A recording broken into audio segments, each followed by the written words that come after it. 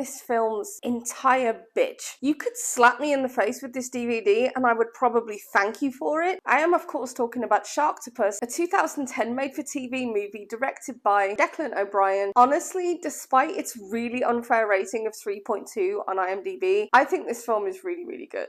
The CGI is bad. The acting is bad. This guy's tattoos are bad. I don't care. As with most shark films, we get the standard opener on the beach, and of course one person called Brie, I think, decides to go for a swim. While she's out there, an actual shark starts, swimming up on her and everything.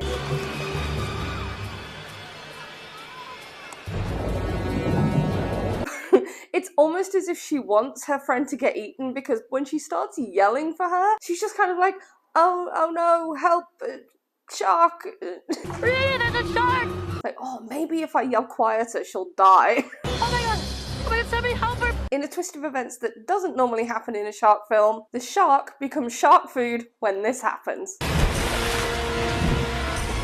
By the way, there are a lot of scenes in this movie of the Sharktopus, aka S11, just sort of doing its thing and casually murdering. Oh no! Not like this!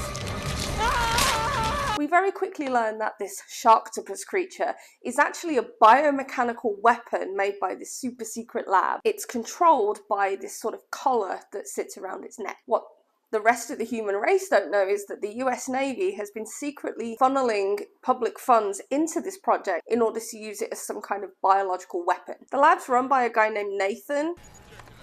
My God. Very National Geographic, isn't it? But all of the work is done by his daughter, Nicole, and he seems creepily attached to this girl. The interface is a prototype. If something were to... What did you have in mind, Commander? Anyway, so attached to this collar on the Sharktopus is a camera, and they are watching the Sharktopi? What's the word? They're watching S11's actions sort of through this camera, and they see two guys just kind of out on the speedboat having a good time, as you do.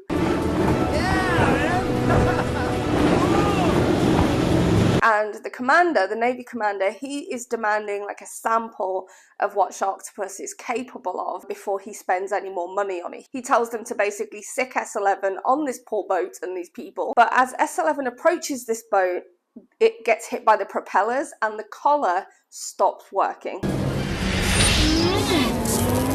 Shit literally just hit the fan, and I will not apologise for that joke, fuck you. When Nicole realises that they've lost control, she goes to press something called a kill switch, which again is in the collar.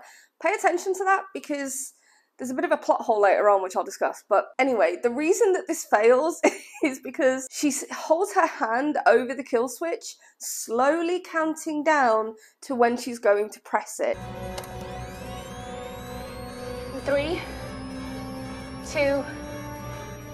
When you have something that needs a kill switch with a big red button, you smash it. And now we reach, I think it's Puerto Vallarta, and that's a little kind of beach resort in Mexico. Lots of snacks for the good boy. Nicole, her dad, and this other guy are in the back of a car, and this guy on the laptop is doing a lot of movie typing.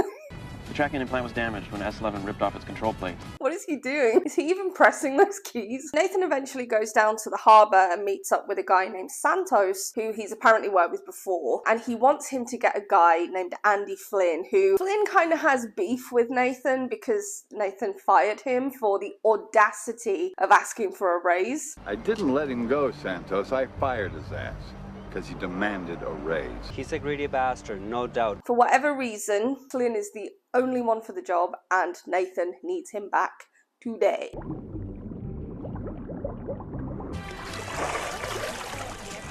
Where did that sombrero come from? It literally takes like 2 seconds for Santos to convince Flynn to come along. Santos takes him back to this boat where Nicole and her father are, and they talk about how they're going to sedate the Sharktopus in order to then put in a sort of, it's like an injectable version of the collar, but Flynn only agrees to do it for $300,000. $300,000! Whose arsehole was that snorted out of? So we get our next batch of main characters, a plucky, bitchy reporter by the name of Stacy and her poor, long-suffering cameraman called Bones. And they go to this bar and they find this man called Pez, who is looking at a centerfold in the middle of a bar. Classy.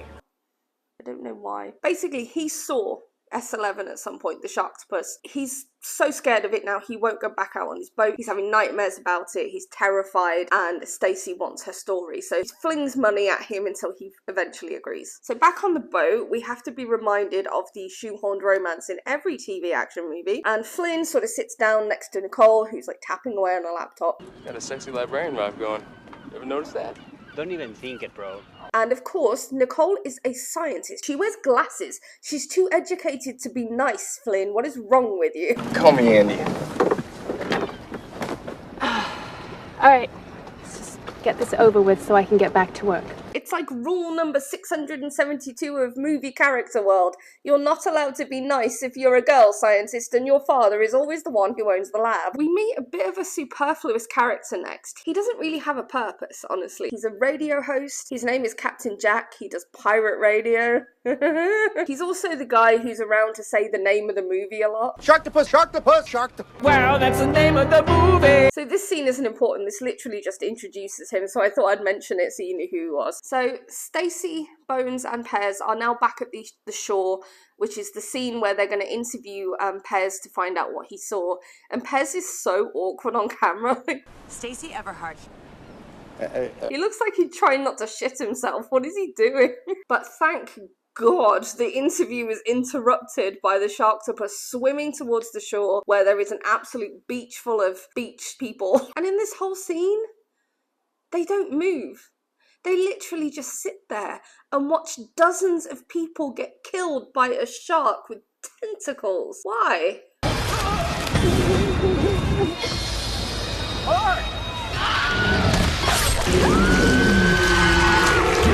This is our first, like, really big reveal of S11. Not quite. Oh, I need a big budget version of this film. Can someone please do Unspeakable Things to J.J. Abrams so I can watch this in an IMAX theatre? So after that frankly horrific attack, Stacy's looking like she's having a bit too much fun with this. Let's do it like they do on the Discovery Channel. Nicole Santos and Flynn are now trying to find the Sharktopus, but they can't find it, and so Nicole decides that he's going to be by some nearby rock faces. I know octopi like big rocks. Meanwhile, Nathan on this massive yacht is getting completely raised by that Navy commander who's just like, I've just seen this on CNN, what are you doing? So far, only C&E is carrying this. And that's supposed to make me feel any better? He doesn't do anything, he just repeatedly phones up to nag Nathan. Oh my god, Nathan, stop it. As they're heading over to this rock face, Flynn insists that they pull over and have a talk. Maybe your father did something to that freak, something you don't know about. A little gene splicing behind closed doors. He wouldn't do that, not without consulting me first. I'm not honestly sure how Nicole could not know this, given that she's like the lead scientist on all of this. Spoiler alert, by the way. This is actually what happened. I mean, of course it is, it's pretty obvious, but how did she not know? How could she not be aware of what's going on? She's the lead scientist. She did the work. Her dad didn't do the work, she did. She built this thing. So Stacy and Bones go back to, I think, Pez's place, which is where Stacy kind of calls the network and finds out for whatever reason she's been replaced by someone else. Again. The network is replacing you, Stacy. What? She's big mad about it, so she decides that they need to now go chase the Sharktopus instead of running away from it, and they need to get that story before the other anchor, who doesn't show up in the film at all, so I don't know what's going on there. They somehow convince Pez to get over his newfound phobia of water, and for no reason whatsoever, he just casually molests Stacy. Pez? I'm sorry. Flynn is now suiting up in scuba gear to go into the water with two other people. I don't think we learn who they are. They go in the water to find the Sharktopus and administer this sedative, which I don't think I need to tell you. He fails miserably and he scrambles back on board, just about surviving the situation. It really makes me laugh that somebody kind of comments like, oh, he needs stitches. What do you think? 2 or 3 stitches? Bitch, he needs surgery. Nathan phones conveniently at this moment. This is where we find out that, da-da, Flynn was right. He fiddled with the DNA. I had the tech boys make some adjustments to S11's subroutines. You altered my programming? It does make me laugh though that she's appalled by this. I mean, think about it. She's essentially playing God and knowingly making a weapon of essentially mass destruction. I mean, I would say splicing two different oceanic creatures together in the name of biological warfare is just a little bit shady, eh, Nicole? So at some point, since they're both heading south now, Pez's boat encounters Flynn's boat. But rather than like kind of sidle up to one another so they can actually speak to each other, they sort of stop quite a few meters away and they're trying to yell over the sound of their respective engines. Nobody can hear anything. Hey, this is restricted area! Can you hear them? And so Flynn fires his gun in the air.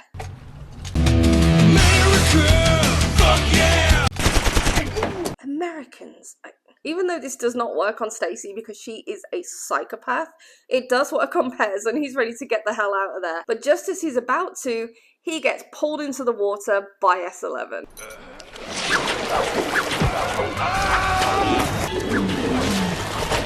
I really like all the scenes where S11 comes out of the water and starts climbing on things. It's always really, really cool. Just before it stabs Stacey, Flynn starts firing his gun at it and it jumps back in the water.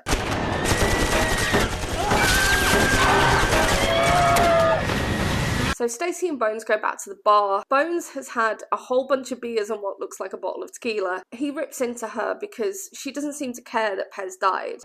That guy was killed right in front of us, inches away. Smelled a little funky, but now he's dead. She manages to drag him out of the bar to look for S11 again. So Nicole, you'll notice now that Nicole doesn't look like a scientist, you know, in that traditional sense anymore. And eventually apologizes for being so nasty to Flynn pretty much all the way through the film. I've been horrible to you this whole time, and you don't deserve it. Andy?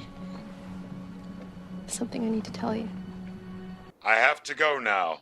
My planet needs me. Just as they're getting like a little bit more intimate, the tracker goes off to say they found S11. Wait, why is his shirt off? It was on a minute ago. Meanwhile, do you remember Captain Jack? Well, he's back, and he's now warning the public about Sharktopus, even though he doesn't really believe it and he's making like jokes out of it, asking for nudes. Sharktopus wants our virgins. Please email your photos, preferably nudes, to Captain Jack. I don't know. He's just really not convinced it exists, and he walks up on the deck just to kind of get away from his assistant, who's nagging him a bit. There is no such thing as a sharktopus. That'll teach you, dickhead.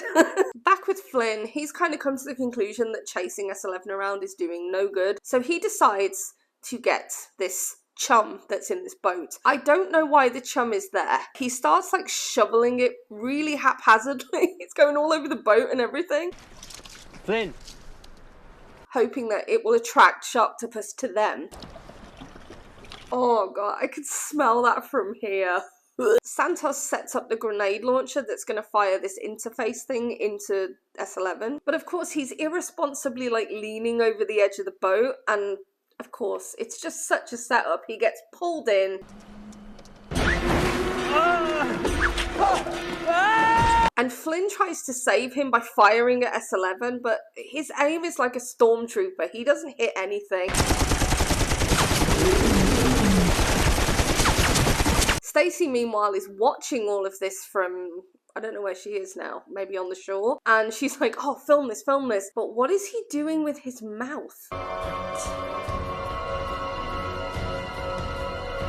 Mouth acting. Flynn's had enough at this point. Sharktopus has damaged their propeller. Santos is dead. The preservation plan didn't work. So now Flynn is all about just getting to the shark and killing it as soon as possible. Commander Guy, by the way, is still really mad at Nathan for, I don't know, everything in life. You catch our fish yet? You need to bag that thing now. Be there in an hour. Sands! Shut up! And Nathan, he's pretty drunk at this point, just kind of cuts him off and uninvolves him in the situation. Cut him off. So in their slowly dying boat, Flynn and Nicole kind of sputter gradually to land to go and find S11, who is heading for what looks like a sort of waterfall area, really pretty kind of bar, nice and quiet, secluded. Nathan, I don't know how he knew they were there. He goes there with two goons who have guns. I don't know who they are, whether they're military or just hitmen, but he is really insistent that S11 does not die. So S11 then kind of climbs up onto like the part of the staging area where this dance show is going on, and nobody cares. Is that part of the show? I don't know. Oh, except this guy. Oh my god! That had leprechaun vibes. Oh my god! So Flynn just runs in, firing at the hip, hitting absolutely nothing. And all it seems to do is annoy it enough so that it dives back in the water, but it doesn't seem to hurt it. We probably get the worst dialogue delivery in the whole film so far. You can't hide. I'll find you. So eventually Nathan runs into Flynn and Nicole with these goons, but praise Jeebus, S11 has had just about enough of Nathan's shit as the rest of us. Every single time I see that guy's head pulled off, I'm just like, ugh! Flynn wastes even more bullets on this thing. It still doesn't seem to have occurred to him yet that it does not work. And Nathan, in an attempt to save Nicole from being dragged off by S11, gets killed. And I can't lie, this was brutal.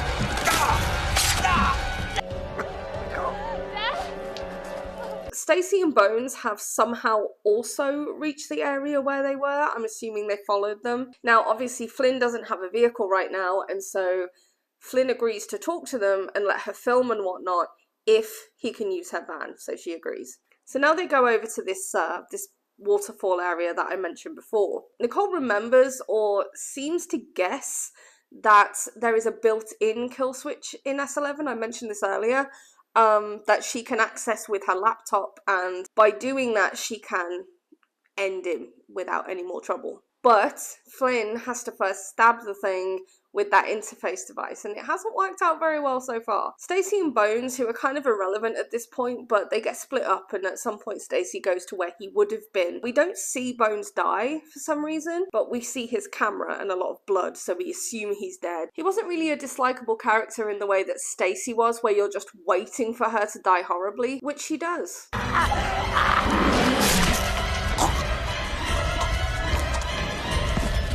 After a bit of struggle, Flynn manages to stab S11 with this interface device, allowing Nicole to pop it like a big fleshy murder balloon.